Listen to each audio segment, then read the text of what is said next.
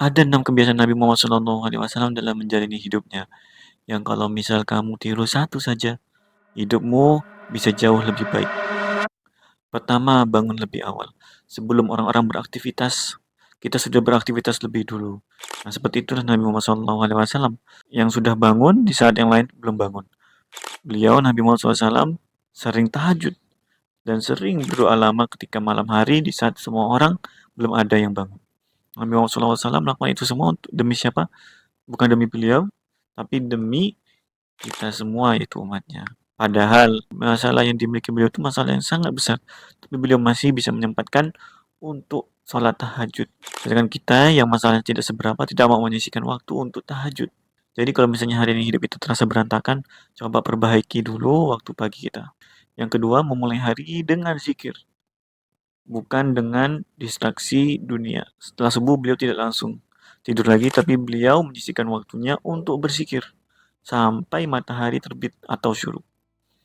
Bandingkan dengan kita yang baru bangun langsung buka HP, langsung diisi dengan hal-hal yang tidak bermanfaat, diisi dengan hal duniawi yang tidak berguna untuk kita, maka tentunya hati kita yang belum siap akan menjadi lebih buruk lagi menjalani hari-hari itu. Jadi masalahnya bukan karena hidup kita yang terlalu berat, bisa jadi karena kita yang terlalu cepat mendistraksi diri ini dengan hal-hal dunia. Yang ketiga itu mengontrol emosi, bukan dikuasai emosi. Rasulullah SAW dilempari batu di Taif, dihina-hina, diejek-ejek, tapi beliau tetap aja pasrah kepada Allah, tetap bersabar, dan apa? Balasan yang Allah berikan, Allah meninggikan derajatnya. Sedangkan kita yang ujiannya tidak seperti beliau, yang ejekannya tidak sedahsyat ejekan kaum kafir Quraisy kepada beliau, sudah tidak mudah bersyukur, mudah mengeluh. Bagaimana Allah Subhanahu wa taala mau memandang kita dengan penuh rahmat. Nah, ketika Rasulullah dihina, yang beliau keluarkan itu adalah doa. Doa yang baik kepada yang penghina. Jadi kita di sini sedikit saja sudah kesal, sudah merasa berhak untuk menyakiti siapa yang menghina kita. Dan itu jauh lebih berbahaya kalau misalnya kita mengetahuinya. Dan yang keempat, jujur bahkan saat tidak ada yang melihat.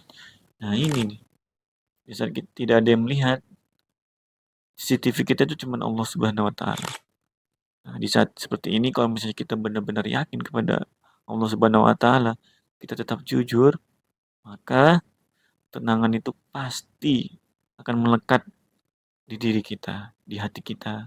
Karena tidak ada yang akan kita sesali kepada Allah Subhanahu wa taala. Yang kelima, tetap rendah hati meskipun kita memiliki jabatan yang tinggi. Nabi Muhammad SAW itu merupakan pemimpin. Beliau merupakan memiliki kedudukan tertinggi di dalam hidup kita, memiliki kedudukan tertinggi di dalam agama. Tapi beliau ketika di rumah ya tetap melakukan kegiatan rumah tangga, tetap melakukan urusan rumah tangga. Nah, jadi kalau misalnya kita sudah punya posisi yang tinggi, tetaplah hidup sederhana. Jangan merasa kita sombong dan tidak mau melakukan hal-hal yang sebenarnya itu wajib untuk kita lakukan. Dan yang terakhir, Nabi Muhammad SAW itu beribadah karena cinta, bukan sekedar kewajiban. Malam hari ketika beliau melakukan sholat, yang dengan waktu yang sangat lama, beliau melakukan itu semua karena cinta, bukan sekedar kewajiban.